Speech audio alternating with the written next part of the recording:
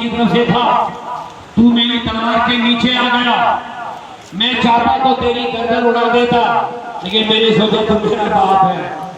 कहा बेटे अगर मेरी तलवार के नीचे आ जाता, मैं न देखता मेरा बेटा, मैं देखता तू मेरे नबी के खिलाफ। ये है इश्क का मजा, ये है गुलामी का मजा।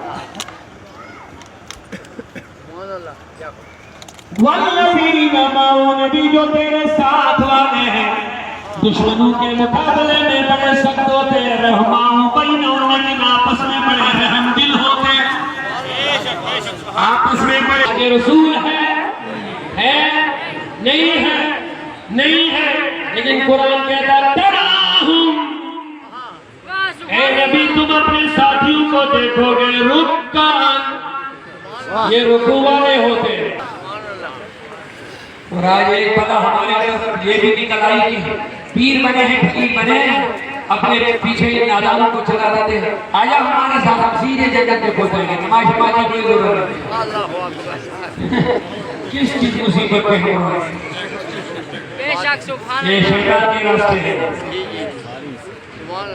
ये शैतान का रास्ता है। रहमान का रास्ता नमाज वाला, सजदे वाला, रुकू वाला, क़यामुल लैल वाला रास्ता, कुरान पाक की तिलावत का रास्ता, जिक्र और दुरूद का रास्ता, वुज़ू वाला रास्ता। नहीं बोलते सुभान अल्लाह। पाकीज़ा रास्ता, मेरे नबी ने हमें वुज़ू सिखाया, सफाई सिखाई, ध्यान से सुभान अल्लाह। हाँ, एक तबका अच्छा है, दो तबके ऐसे पर नमाज, एक नाबालिग बच्चा है, उनको सजा करता है, उन पर नमाज, एक पागल, उस पर भी नमाज। कितने होंगे?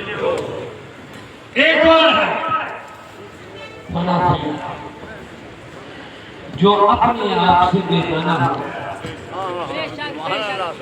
जिसको लेन देन का कोई पता नहीं, जिसको बेटे बेटी का पता नहीं, जिसको मकान का पता नहीं, जिसको नौकरी का पता नहीं, जिसको नोटों का पता नहीं, वो मजदूर होता है, उसको बोलते हैं मुनाफिक। वो दुनिया से कट, ठीक है, उस पर नमाज, लेकिन हमें इजाजत नहीं है कि हम उसको अपने रहबर करें, उसको अपने हाल पर छोड़ो। जो तुम्हें सुन्नत सिखाए, शरीयत सिखाए, इस्लाम सिखाए, उसको अपना मुर्शिद बनाओ।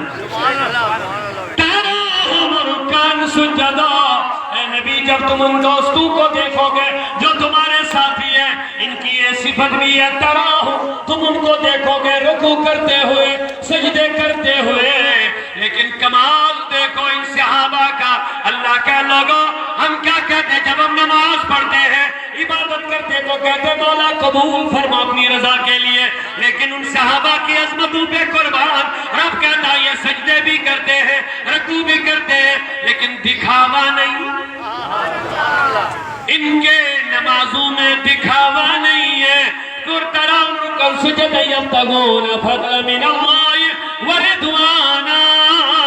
ये नमाजों के जरिए, रोजों के जरिए, सजदों के जरिए, तिलावत के जरिए, रुकू के जरिए अल्लाह का फजल ढूंढते हैं, अल्लाह की रिजा ढूंढते हैं।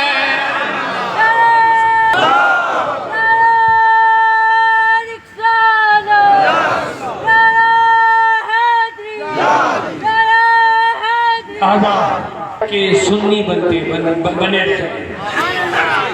इन फितनों से बचे जो नए नए फितने मैदान में आ रहे हैं। कहीं सहाबा की मुखालफत, कहीं अमीर मौलवियों का मज़म्मत, कहीं हजरत अबू बकर सिद्दीक की बड़ाई, कोई हजरत आयशा सिद्दीका पर तोहमत, कोई फितना तोड़ मरोड़ करके पेश करने वाले लोग जिनके जरिए से इस्लाम के अंदर दरार पैदा कर रहे हैं। सुन्नियत ये है कि तुम तौहीद पे रहो, तुम रसूलुल्लाह के अदब पे रहो, तुम सहाबा का अदब करो, अदना से लेके आला तक, और आला हजरत की बात सुनते जाओ। सुनिए किबला, आला हजरत फरमाते हैं जब हम इन चार यारों की अलग अलग फजीलत पढ़ते हैं, ایسا لگتا ہے یہی اس سے بڑھ کر فضیلت ہے۔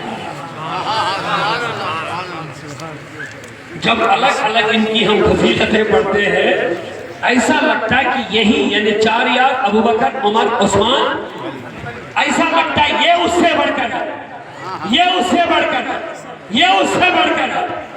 لیکن کیا کرو گے، رسول اللہ نے جس کو اعلیٰ بنا دیا، سب سے اعلیٰ ابو بکر کو جس نے نبی نے امامت پر بٹھا دیا، یہاں تو سر تسلیم تھم ہے، اونچا اونچا، بڑی اہم ہے۔ بخاری کی حدیث ہے، فرماتے ہیں میرے نبی نے فرمایا ابو بکر نماز پڑھا۔ اب علی رضی اللہ کا خلوص بھی دیکھیے، ذرا قربان جائیے ان کے خلوص پر۔ یہ لوگ جو تقسیم کرتے ہیں وہ اعلیٰ یہ اعلیٰ، سنو ابو بکر لوگوں کی امامت کرے گا، میں بھی محفل میں بیٹھا تھا، سنو گے کہ نہیں سنو گے؟ حضرت علی کا بیان ہے، فرماتے ہیں میں بھی محفل میں بیٹھا تھا۔ اب سنیے خلوص کس چیز کا نام ہے، فرمایا مجھے کوئی عذر نہیں تھا۔ آپ سمجھو گے تو بڑا مزہ آئے گا، ابھی نہیں سمجھے۔ جب نبی نے فرمایا ابو بکر امامت فرمائیں گے، میں بھی بیٹھا تھا، میں بھی بیٹھا تھا اور مجھے کوئی عذر بھی نہیں تھا۔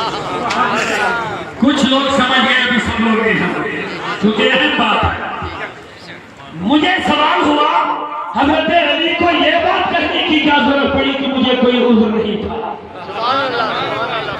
سیدھے کہتے میں بھی اس میں علی کی نظر پر، قربان جاؤ علی رضی اللہ کی دور اندیشی پر، علی رضی اللہ عنہ سمجھتے تھے میرے نام پر لوگ دین کے ٹکڑے کریں گے، ان کے لیے پیغام دیا لوگوں میں بھی امامت کے قابل تھا، مجھے کوئی عذر نہیں تھا کہ نبی مجھے روک دیتے کہ نہیں ابھی تجھے عذر ہے، تو امامت نہیں کر سکتا، فرمایا مجھے عذر نہیں تھا، پھر بھی نبی نے کہا کہ ابو بکر نماز پڑھائے،